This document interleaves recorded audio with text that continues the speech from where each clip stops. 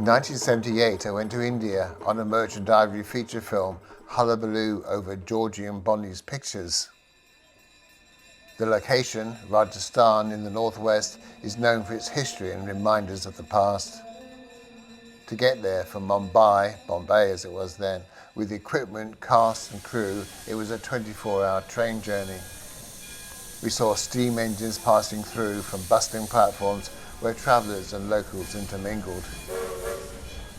Here our art director gets a shoe shine.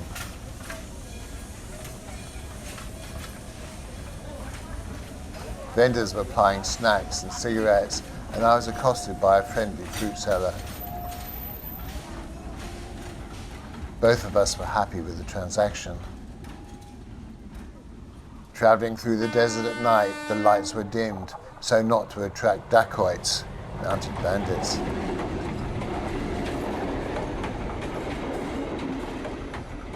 Our destination, Jodhpur, has two palaces, the Old Fort and the 1930s Art Deco style Umad Bhawan Palace.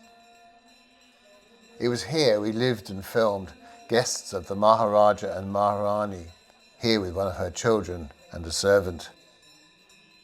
I think this is the daughter who now runs the palace as a hotel.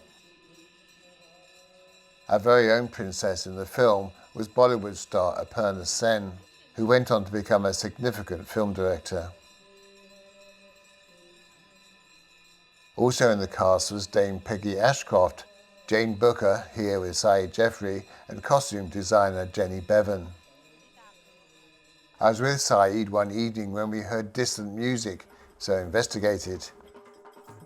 It was a family celebration, but the Maharaja invited us in, which led us to meeting dancer Krishna G. The next day we visited her to see where she teaches, keeping the traditional courtesan choreography alive. Many scenes were shot in the most exquisite interiors of the palace. The opulence was brought to life by the fine saris of the women, the incredible wall decorations, and the stylish dress of the men. There were other entertainers, but I'm not sure if they were local or travelled from afar to be with us.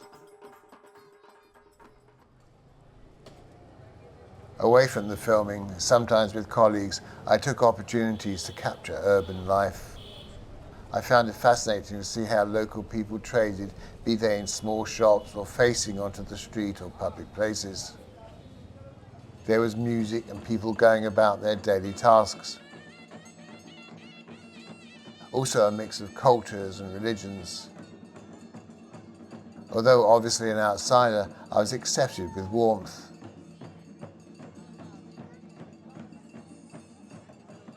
The young people seemed intrigued by my presence, often wanting to be photographed.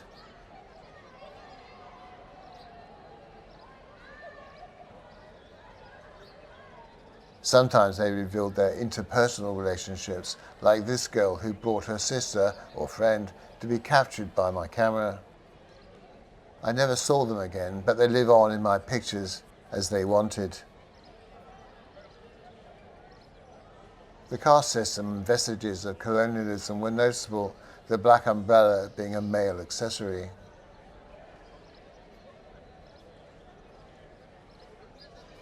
These street scenes show how people were with me. The poverty in Indian society was ever present, although I was reluctant to record it in detail, not wanting to intrude. I tried to be consensual. After the movie wrapped, I joined Dame Peggy and a few others for a brief holiday in Goa. Back then there was a fishing community with large boats which were hauled up from the sea by local men and children.